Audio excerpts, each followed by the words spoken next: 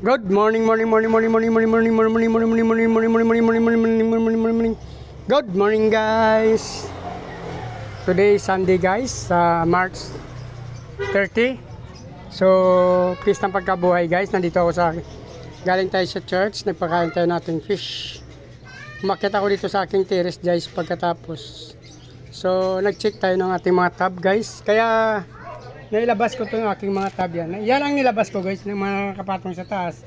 Kasi kumuha tayo dito ng mga fry, guys. Mayroon tayong mga fry na kuha ito sa ating... Ayan, guys, oh. Ito kasi, guys, sa mga breeder natin. Galing sa RDSS, tsaka ABM. So, Electric Blue Musco, tsaka Red Dragon, guys. Yung parang nagkaroon tayo ng sariling strains natin ng Blue Dragon. Yan, guys, oh. So tatawagin, hindi ko alam kung tatawagin ko silang Blue Dragon or Black Dragon, guys, since nagbo-blue kasi ang katawan pero yung kanilang buntot black. Yan, oh. Ito yung nakuha natin na fry, guys. Ihiwalay natin to kasi observe ko to kung anong mangyayari sa mga fry nila, guys. Kasi parang Blue Dragon na siya, guys, oh. Kasi nakikita ko sa kay Ninong YouTube, ganun ang kulay ng Blue Dragon na nakita ko doon. So parang Blue Dragon na to, guys, siguro. Oh, yan, oh. Para nagkaroon tayo sariling strains ng Blue Dragon. Ito, hiwalay natin to para ma-observe natin kung ano talagang lalabas. Kung Blue Dragon or Black Dragon ang lalabas sa kanilang mga fry.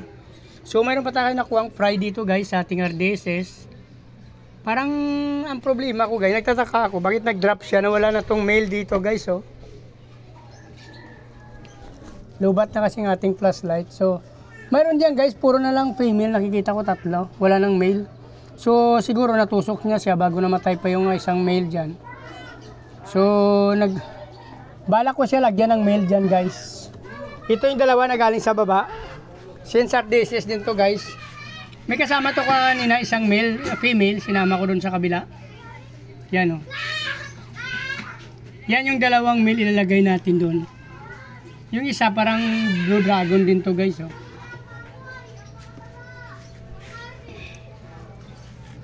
Itong isa kasi, guys, may pagka black na dragon. So, yun, oh. Parang Blue Dragon siya, guys, oh. Parang nagbo-blue siya. Yan. Yung isa talagang RDSS. So, yun ang isasama natin dito, guys. Wala na kasing male dito. So, dito natin sila ilalagay. Maaga pa naman, parehas pa naman yung temperature nila. Wala nang male dyan, pero nagtataka ako ba't nag-drop sila. So ibig sabihin, bago namatay siguro, nakatusok na siya. Kaya nabuntis niya na ito bago siya namatay. Yan. Pasensya na kayo, guys, kasi madilim, medyo hindi maninag masyado. Tsaka blue yung ating tab.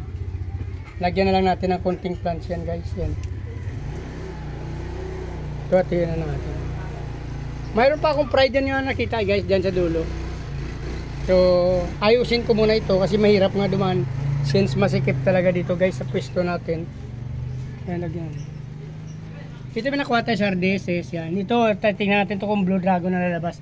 So, ito kasi ibabalik na natin. Tinanggal ko lang ito, guys, para makita ninyo. Dito ito yan galing, guys, sa baba. Yan. Maraming call na dyan, guys. So, hindi ko lang kinukuha muna.